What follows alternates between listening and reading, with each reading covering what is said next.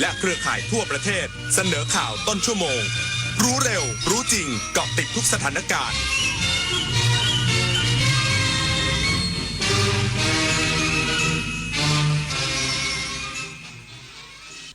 รับฟังข่าวต้นชั่วโมง 14 นาฬิกากับชลธรจัญญาครับโฆษกพรรคเพื่อไทยเปิดเผยนายกรัฐมนตรีนำรายชื่อคณะรัฐมนตรีชุดใหม่ขึ้นทูลเกล้าทูลกระหม่อมถวายแล้วอีกสักครู่กลับมาติดตามรายละเอียดครับคนรักสุขภาพต้องไม่พลาดงานมหกรรมสมุนไพรแห่งชาติครั้งที่ 22 กับสวนสมุนไพรแห่งการเรียนรู้คลินิกให้คำปรึกษานวดไทย7 กลุ่มอาการชิมอาหารสมุนไพรจากเชฟชื่อดังช็อปของดีราคาประหยัดจากทั่วประเทศแจกต้นสมุนไพรฟรีพร้อมกิจกรรมเวิร์กช็อปและผลงานวิชาการนวัตกรรมสมุนไพรไทยระดับโลก 2-6 กรกฎาคมนี้ณฮ11-12 Impact เมืองทองธานีวันนี้อาเซียนไม่ใช่เพียงข้อตกลงทางเศรษฐกิจแต่คือการเชื่อมโยงผู้คนคือการเรียนรู้ร่วมกันคือการเพิ่มขีดความสามารถและคือโอกาสที่รอให้เราก้าวเข้าไปเป็นส่วนหนึ่งร่วมสร้างภูมิภาคอาเซียนที่มั่นคงมั่งคั่งและมีศักยภาพกับการพัฒนาไปด้วยกันในฐานะพลเมืองอาเซียนที่พร้อมเปิดกว้างสู่โลกประชาคมอาเซียนรวมพลังประชาชนสู่อนาคตที่ยั่งยืนอย่ามาห้ามต้องกู้อีกต้องแทงอีกเดิมพันไปเลยหมดหน้าตักน้อยผีพนันเข้าสิงต้องเจอไอเทมเด็ดแม่หมอยันรู้ทันเจ้ามือครั้งแรกติดใจครั้งต่อไปติดพนันล็อกผลให้แพ้ยิ่งเล่นยิ่งเสียข้าวสารเสกสติก่อนเงินเก็บหายก่อนความเชื่อใจจากครอบครัวหมดลบแอปลบเว็บพนันทิ้งทำกิจกรรมสร้างสรรค์หรือปรึกษาสายด่วนเลิกพนันโทร1323หยุดวงจรพนันออนไลน์ชีวิตคุณมีค่ามากกว่านั้นเอาถอยไปหน่อยเห็นไม่ชัดอ่ะเห็นไหมคะ ถอยอีกนิดนึงเห็นหรือยังคะอีกนิดนึงได้ไหมโหมองการไกลเชียวนะคะอายุที่มากขึ้นมาพร้อมกับปัญหาความเสื่อมของดวงตามายืดเวลาดวงตาสุขภาพดีด้วยการมันสังเกตอาการผิดปกติรับประทานอาหารที่มีประโยชน์สวมแว่นตากันแดดไม่อยู่กลางแจ้งและตรวจสุขภาพดวงตาเป็นประจำทุกปีใส่ใจดูแลรักษาดวงตาเพื่อมองดูโลกอันสดใสไปอีกนานโฆษกพรรคเพื่อไทยเปิดเผยนายกรัฐมนตรีนำรายชื่อคณะรัฐมนตรีชุดใหม่ขึ้นทูลเกล้าทูลกระหม่อมถวายแล้วนายดนุพร ปุณกัน สส บัญชีรายชื่อและโฆษกพรรคเพื่อไทยกล่าวถึงความคืบหน้าการปรับคณะรัฐมนตรีว่าขณะนี้อยู่ในขั้นตอนสำคัญทราบว่าทางทำเนียบรัฐบาลได้นำรายชื่อขึ้นทูลเกล้าแล้วโดยขอให้รอขั้นตอนต่อไปว่าจะมีการโปรดเกล้าโปรดกระหม่อมลงมาเมื่อใดส่วนกรณีมีกระแสข่าวว่า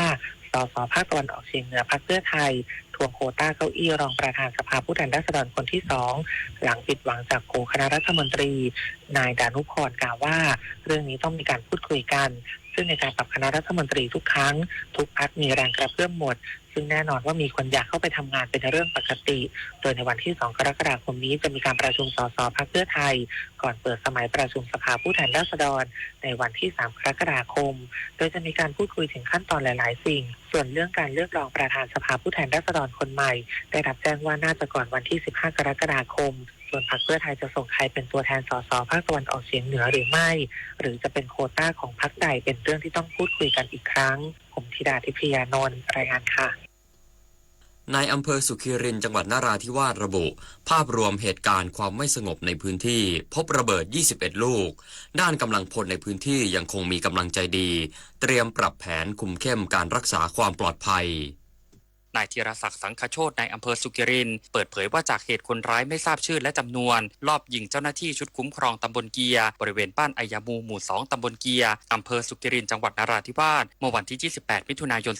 2568ที่ผ่านมาจนเป็นเหตุให้มีเจ้าหน้าที่ได้รับบาดเจ็บ2นายนั้นทั้งนี้เจ้าหน้าที่ที่เกี่ยวข้องได้เข้าตรวจสอบพื้นที่โดยได้พบระเบิดไป๊บอมทั้งสิ้น21ลูกระเบิดแล้ว15ลูกและถูกทำลายรวม6ลูกนอกจากนี้ยังพบกระสุนปืน M60 ในที่เกิดเหตุด้วยทั้งนี้ใน ในส่วนของอำเภอสุขิรินได้สั่งการให้เจ้าหน้าที่เยียวยาอำเภอเข้าติดตามสำรวจผู้ได้รับผลกระทบในพื้นที่โดยรอบขณะนี้อยู่ในขั้นตอนการตรวจสอบส่วนในด้านเจ้าหน้าที่ผู้บาดเจ็บทั้ง2รายอาการล่าสุดทั้ง2นายต่างรู้สึกตัวดีขณะที่เจ้าหน้าที่ชุดคุ้มครองตำบลเกียร์ต่างยังคงมีขวัญกำลังใจที่ดีโดยจากนี้จะมีการปรับแผนคุมเข้มการรักษาความปลอดภัยในพื้นที่ให้มีความรัดกุมมากยิ่งขึ้นต่อไปทางนี้ขอประชาสัมพันธ์ให้ประชาชนร่วมเป็นหูเป็นตาให้เจ้าหน้าที่รัฐตรวจสอบบุคคลยานพาหนะที่ต้องสงสัยผิดปกติหากทราบเบาะแสหรือพบวัตถุต้องสงสัยขอให้รีบแจ้งข้อมูลต่อเจ้าหน้าที่ฝ่ายงานที่เกี่ยวข้องในทันทีวิรพัฒน์เพชรสุดสวทสุไหงโกลกจังหวัดนราธิวาสรายงานเครือข่ายเฝ้าระวังช้างป่าบ้านแก่งปรากฏลงพื้นที่เฝ้าระวังป้องกันความเสียหายจากช้างป่าในพื้นที่ตำบลช่องสะเดาอำเภอเมืองจังหวัดกาญจนบุรีนายวสันต์ สุนทรีรัตน์ประธานเครือข่ายเฝ้าระวังช้างป่าและสัตว์ป่าออกนอกพื้นที่อนุรักษ์บ้านแก่งปรากฏเปิดเผยว่าอาสาสมัครเครือข่ายเฝ้าระวังช้างป่าและสัตว์ป่าออกนอกพื้นที่อนุรักษ์หรืออสอสบ้านแก่งปรากฏได้ร่วมกันออกตรวจเฝ้าระวังช้างป่าออกนอกพื้นที่อนุรักษ์บริเวณพื้นที่แปลงพืชไร่และสำนักสงฆ์ในเขตหมู่ที่5ตำบลช่องสะเดาอำเภอเมืองจังหวัดกาญจนบุรีทั้งนี้จากการเฝ้าระวังพบว่า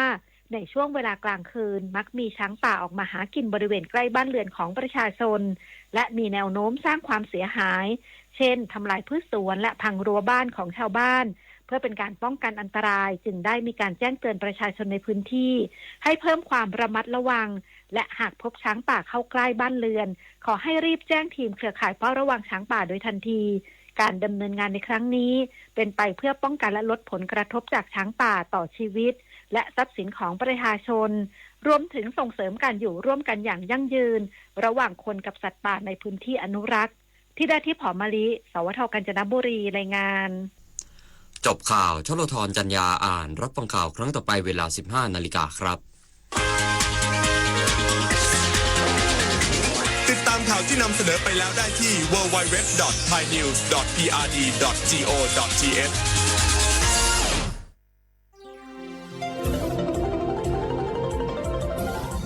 วิทยุแห่งประเทศไทยให้ความรู้คู่ความสุข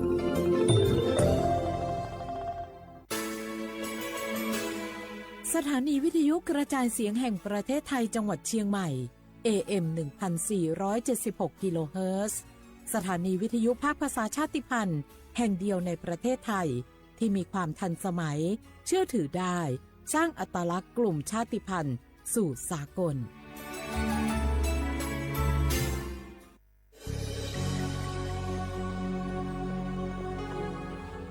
เกิดเป็นคนไทยเติบโตบนผืนแผ่นดินไทยจงภูมิใจในความเป็นไทยชาติไทยเรานั้นนับเป็นชาติที่มีความเป็นมาเก่าแก่ยาวนานเรามีภาษาวัฒนธรรมและมีสิ่งต่างๆที่เป็นเอกลักษณ์ให้เราได้ภาคภูมิใจในความเป็นคนไทยเราควรเห็นคุณค่าและมีความรักชาติหวงแหนแผ่นดินอันเป็นมรดกของบรรพชน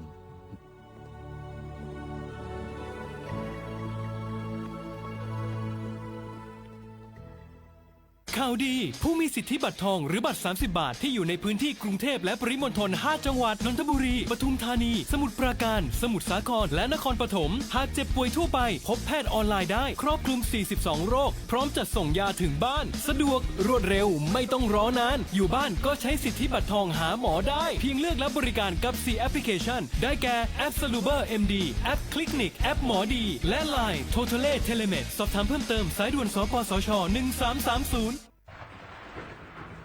ฝนตกหนักน้ำท่วมภัยธรรมชาติที่เราหลีกเลี่ยงไม่ได้แต่เราสามารถเตรียมตัวให้พร้อมเพื่อความปลอดภัยของทุกคนในครอบครัวได้ก่อนน้ำมาเตรียมตัวให้พร้อมเก็บของสำคัญขึ้นที่สูงเช่นเอกสารสำคัญเงินสดและสิ่งของจำเป็นอื่นๆและถ้าหากบ้านอยู่ในพื้นที่เสี่ยงให้ติดตามข่าวสารจากทางราชการอย่างใกล้ชิดเตรียมไฟฉายแบตเตอรี่สำรองวิทยุสื่อสารและยาสามัญประจำบ้านไว้ให้พร้อมและอย่าลืมตรวจสอบเส้นทางอพยพที่ใกล้ที่สุดด้วยขณะเกิดน้ำท่วมอย่าเดินฝ่าน้ำที่ไหลแรงหลีกเลี่ยงการสัมผัสกระแสไฟฟ้า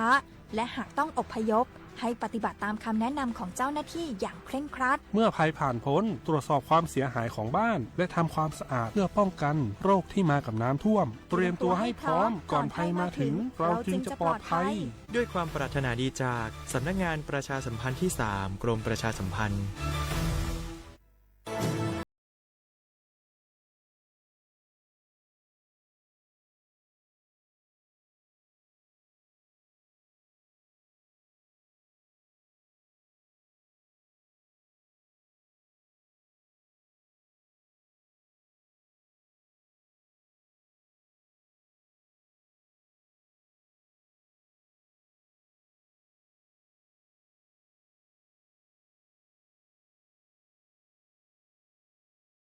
ความลับผู้อื่นนำความลับหรือภาพลับผู้อื่นมาเปิดเผยผ่านออนไลน์หลอกลวงคุก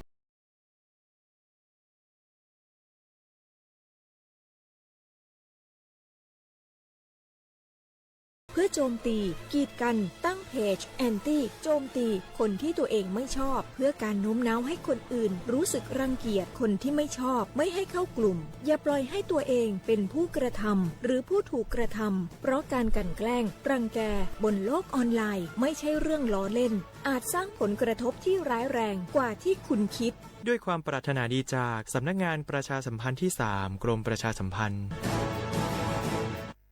โอกาสก้าวสู่เส้นทางศิลปินกลับมาอีกครั้งพร้อมปรากฏการณ์ครั้งใหม่ที่รวมการประกวดร้องเพลงไทยอมตะร่วมสมัยทั้งเพลงลูกทุ่งและลูกกรุงไว้ในเวทีเดียวกันกับโครงการเยาวชนสืบสานเพลงรักไทยโดยสำนักงานทรัพย์สินพระมหากษัตริย์ซีซั่น 2 เปิดรับสมัครตั้งแต่วันนี้ถึง 15 มิถุนายน 2568 ชิงถ้วยพระราชทานและรางวัลกว่า100,000 บาทติดตามข้อมูลเพิ่มเติมได้ทาง Facebook เยาวชนสืบสานรักเพลงไทย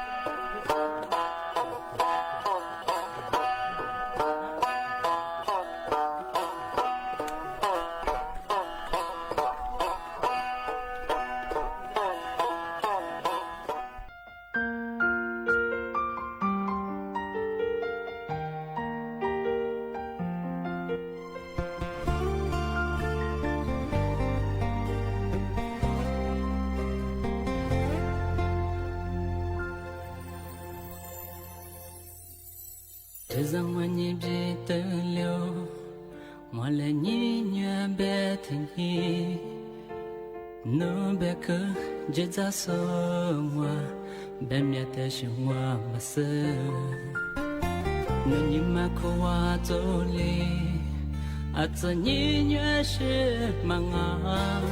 thì theo hoa sơ liêu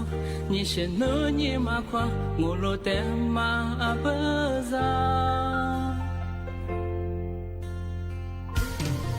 ngoài nhìn mà bữa nó sẽ nở lên nhí nhớ hơn nhí sam ya sa đôi lệ hoa mưa nơi vô mà sơ ngoài nhà nhí nhớ té hơn thì thêm ya gì chỉ hoa liêu ngoài nhìn mà bữa nó sẽ nở lên nhí nhớ hơn nhí khoa sen ya hoa lệ bi ti mẹ ta sẽ hoa bia nụ nhí mà khoa mà như bên nhà nụ thì dỗ li nhí ta bé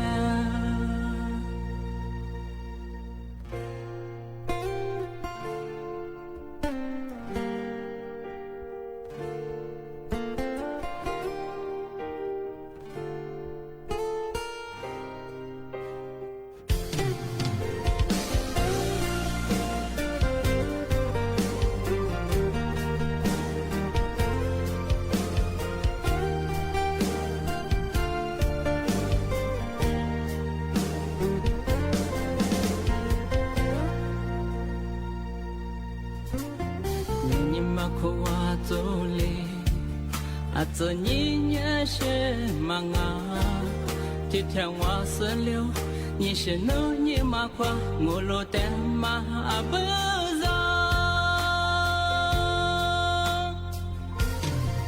ngoài nhìn mà bơ là sơ nô lệ nhí nhớ hơn nhí sam ya sa đôi lệ hoa mưa nếu vô mà sơ ngoài nhà nhí nhớ té hơn thì thêm nhà gì chỉ hoa liêu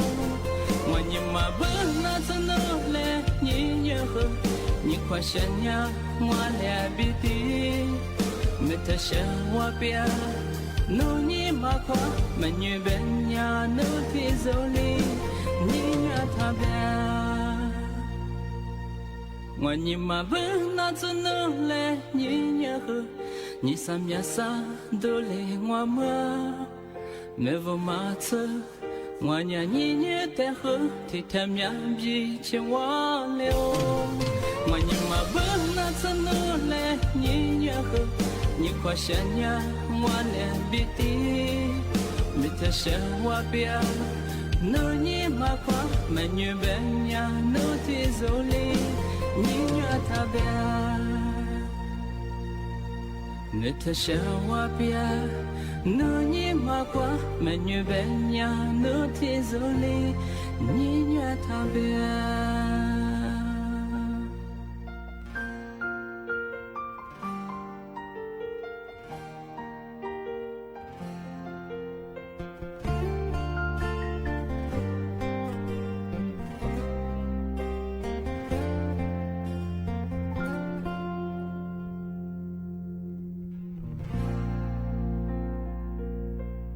小花不啦画画阿么啥阿我李苏我都知道画ไปแล้ว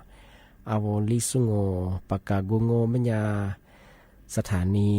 วิทยุกระจายเสียงแห่งประเทศไทยจังหวัดเชียงใหม่ว่าดางาวิทยุว่าดูจะมาเพื่อยี่ระบบยา AM ยี่ความถี่ยาที่ตูลี่ยาชีสืบถูกกว่าดูจับอาทินิทาวระบบไลฟ์สดไง Facebook ยี่เพจไปเหอสวทเชียงใหม่ AM 1476กิโลเฮิรตซ์ที่ได้โบยาเหอดูหลังงงในเนี้ยชมโมขวานีจิโมว่าคือถือขวาด้วยงาอาทินีที่โมล้อมันยาหนีโมขวานีสามโมที่นีมาหนีขวาด้วยในเนี้ยถือขวาที่โมล้อถือขวานาที่เนี้ยขวานีนาเนี้ยเจอที่ได้ดงโง่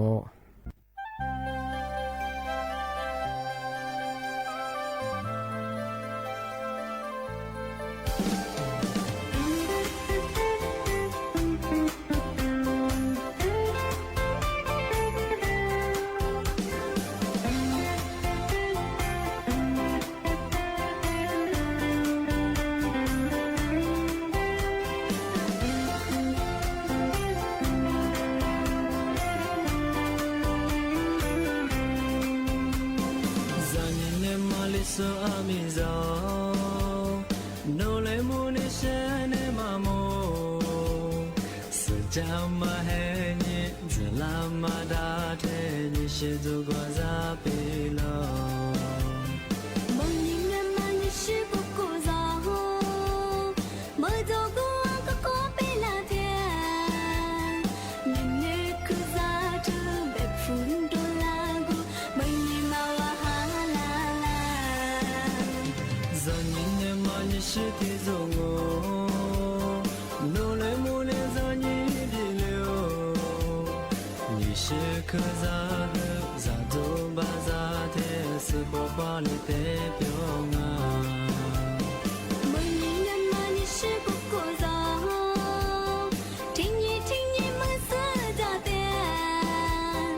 Như shi cô cô gió Ai linh hoa tê khư Mơ nhìn mà hoa nhìn nê tê Hà bỏ sư hà lô nô liều Cô ra tư khứ tư Sư vi ra tư hư Phụ lô vi la gu A chu chơ lê tư nhị shê Sư vi ra tư hư Phụ lô vi la gu A chu chơ lê tư nhị shê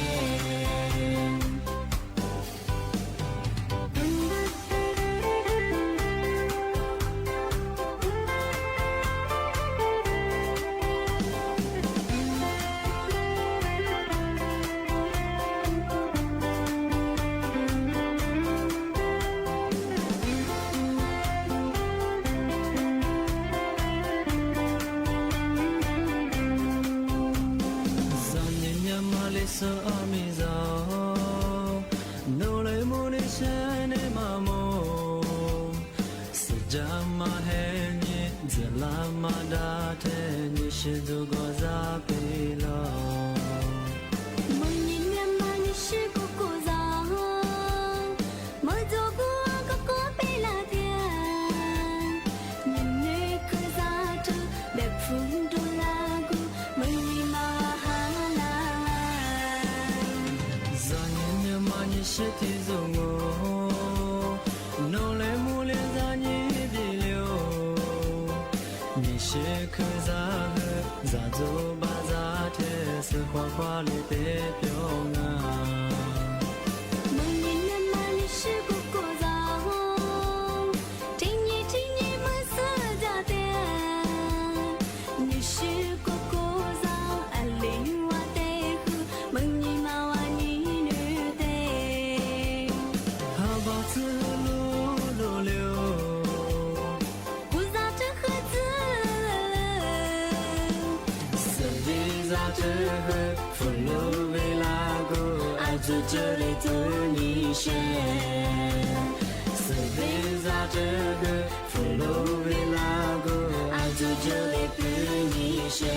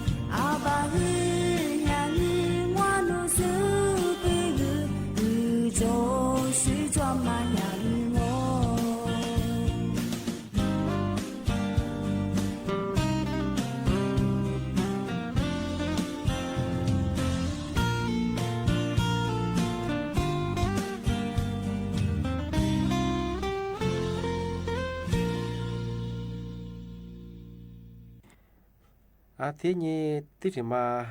ปีใหม่ใช่งานว่าเฉพาะงานทำเอาวัดซื้อมาเนี่ยกุหลาบเนี่ยอะไรที่ขวาเนี่ยประกาศอยู่ว่างานว่าเฉพาะงานเอาเมื่อสากระทรวงการต่างประเทศไงยาเป็นอย่างคือเอาแทบมีสุดได้ถึงมาเตือนยิงแช่ไปถึงงานมากกว่าประเทศไต้หวันว่าดูยังโง่เป็นไงมีเยอะข้าวโง่กับเบียร์ข้าวงาอันก็คือบุพดูยังไม่จะคือสิ่งผิดกฎหมายไงกฎหมายแล้วช่วงมันก็เป็นอย่างคือยาเสพติดไง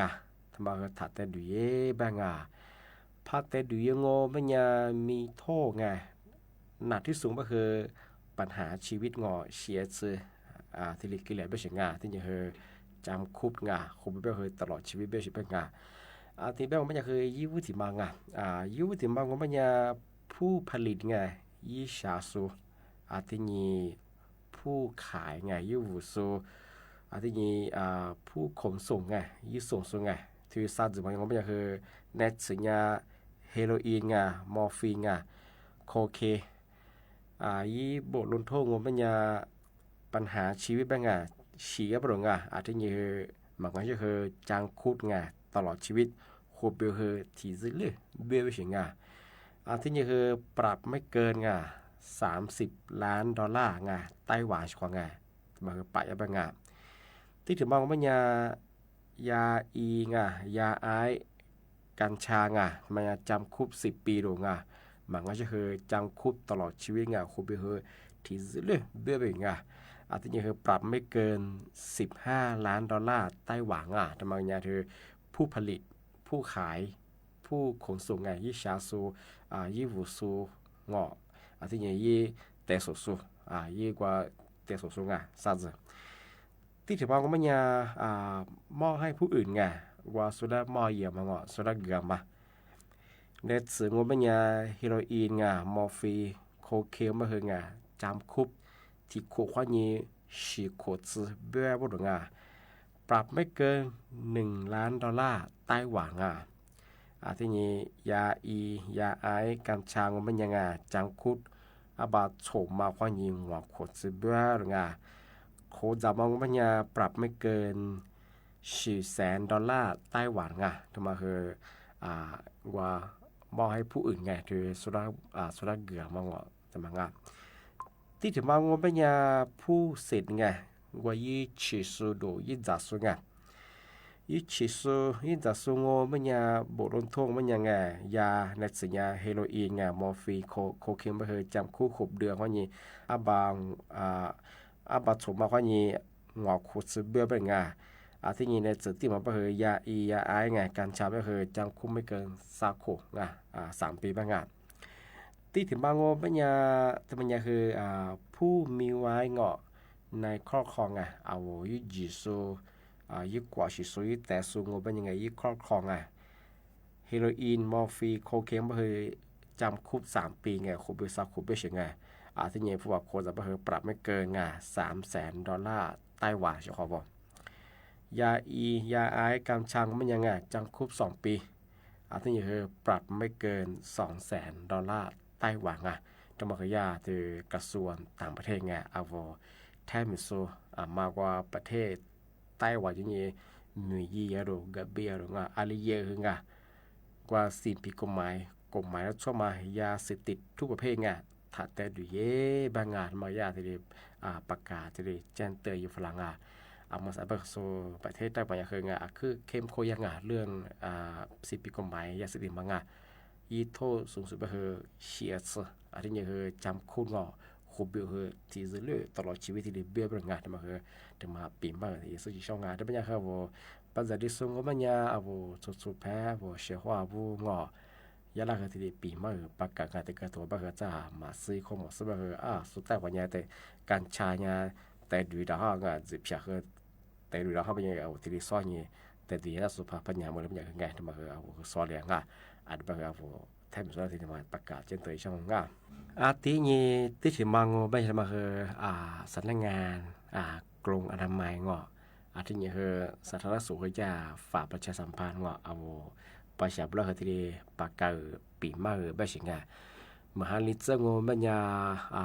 นามีจะตัวช่อง ขึ้นเหมียวไม่อย่างที่ขึ้นหนึ่งชมก็คือมหาลิจะยังไงช่วงหน้าฝนอย่างคือไข้เลือดออกเจไข้มาลาเรียงอที่นี่ไข้หวัดใหญ่งะที่มาก็ละคือว่าจะมันอย่างคือว่าเสียวละอะไรที่นี่ความสัญญาที่ปากกาปีมาจังงะอันนี้ก็คือนี่เนี่ยคือความที่ปากกานิช่างงะมหาลิจะงบอย่างเฉพาะงะที่เอาหิ้งกันเลยก็จะว่างะมหาลิงบอย่างว่าแก้ขวาซึกผึกขวาโดงอันเล็กกว่างะเธออาจารย์มหาลีมางะอันจะตีดามามาเขามีฉากโคฟูเอาขยะคือวัดถุนดาเกยยังอันมีวิชางะมังะปัญญาจ้าว่าอาจารย์มาตีดามาคือเหตุมาลานี่อีฟูคือมาคืออีจากคือมันเปิดแล้วปัญญาคือเอาเฮียคือเหตุมาจุดเปรี้ยวหุ่มยางจ้าว่าเราขู่คืออาจารย์นารังมาซึ่งไงเหตุมาทำงานปัญญาคือว่าปัญหาพาหัดไงว่านำเชื้อโรคนะแต่ละเนี่ยว่าเราขู่เราเฉยของไงที่ปัญญาเฉยของไงมาคนเดียวมาสุสามงสักสามีตาคือจอบโผคือควาจ้วงที่มูลงปัญญาคือที่มูลจะเป็นโจเหตุมามันจะเป็นบุจิมันกว่าตามาคือไทยเยอะของไงที่มูลงก็คือเหตุมาคือบุจิเรื่องตาคือที่มูลคือยี่กับโควิด19ของไงที่เป็นอย่างคือที่มุลคือเนี่ยบุจิมเซอร์บุจิลุนี่ทับฟัวเป็นอย่างบุจิลุนี่อีตากระเนี่ยว่าถ่ายงานบุจิมเซอร์สุกกว่างาสักพอเหตุแต่คือจับหัวจ้าชิของงาที่ถึงมางงเป็นอย่างหรือว่าที่ไข้หวัดใหญ่งาไข้หวัดยังไม่คือมหาลิจะคือว่าเอาเป็นหวัดยูโซคือมีงาเมื่อเขาโทรแสดงเจ้าอากาศคือมหาลิก็ยังคือแหล่เลยหัวงอเยี่ยเบอร์อากาศคือปลือปลาเบอร์งาร่างกายคือปรับตัวมาไทยชิของงาอาจจะเป็นอย่างคือมากุฏิมาสุกกว่าเฉยๆของงานน่าเราก็เป็นอย่างคือเอาถัดชุฟระขึ้นหนาก็คือมีคุยยีกว่าคินเนี่ยนำมายีกับกุญกับตัวเยอะของงานอาจจะแบบนาไข้ใบใหญ่กระเลงงามซึ่งคือไข้มาเรียกระเลงหลงไข้เลือดออกงานก็คือมากุฏิมากว่าชิงานดูแลสุขภาพเยอะงานเฉของงานอาจจะก็คือมาสมัครเรียกว่าคืองานกุฏิคืออะไรแบบว่าใช้เยี่ยมแบบจะลืมแบงแต่ลืมแบบคนดูกดด้วยเขาแต่ที่ตลอดแต่ลืมจริงที่เรียกก็คือน่าจะเพียงแต่คือยังที่พี่เนี่ยมาจุดชิงไงแต่ก็ถือว่าเป็นอย่างคือมือฮันลิซ่ามันเป็นอย่างคือมือฮัททูกดเดียวมาสมมติว่าเขาจะกดเดียวก็มีหลายเลยก็คือน่ารักเป็นอย่างคือมาเปียวหัวจ้าก็ขนาดว่าคือเขาว่าอยากเลยก็คือเขาอยากเยี่ยมมาลงนั้นสุดเฟรโเวลาคือว่าอาจจะคือช่วงหน้าฝนงานมหันลิซ่าก็คือมาคนเดียวมาดูแลสุขภาพเยอะงานช่วงอาทิตย์แบงก์เป็นยังไงมาสักกันได้ละคือมากกว่าตัวขวากิจงานทำมากกว่านักการเงินสำหรับขวาตัวขวาเฉลี่ย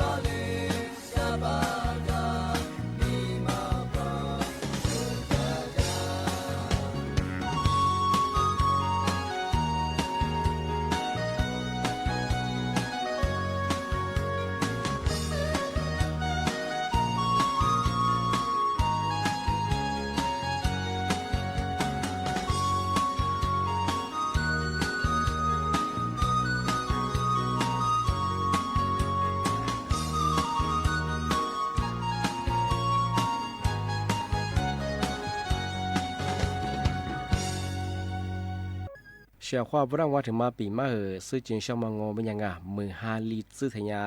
ขาขี่ปลอดภัยมางายูวุถึงมางอเป็นยังว่าลมถึงชัวว่ายี่ที่ปัดนั้นโฟกว่ามือฮาเลียแบบอาจจะเชื่อกงที่มันจะแต่กับกูยิงกับเชยบ้างปีขวากว่ายี่ที่ปัดนั้นโฟงซื้อจีก็มาหมู่อายุเกลียงอเป็นยังเชื่อมันนั้นบ่มีชาวเลชาวปากที่ถึงมางอเป็นยังโลมาข้อสึงลมข้อสูงมันยาปีว่ายี่ดอกยาคือมันจงบ้าคือเลยว่าคือมีชาวเลืองชาวปากเกืองที่ถึงมางงมันยาระบบเบรกไงว่าวิบิดเชมังอีเบียมาคือพระใบมาคือกุเลห้าดอะไรมังคือแต่กับกุยิงกับเชยที่คือน้ำมันเบรกคือชาวปากเลือชาวขาเกืองมันจงมันยาแต่กับกุยิงชาวขาวที่ถึงมางงมันยาอะไรบ้างว่าลมที่ชื่อว่าอาตัวไฟตานไฟสูงมาแต่กับกูยิงกับเชยที่นี่คือ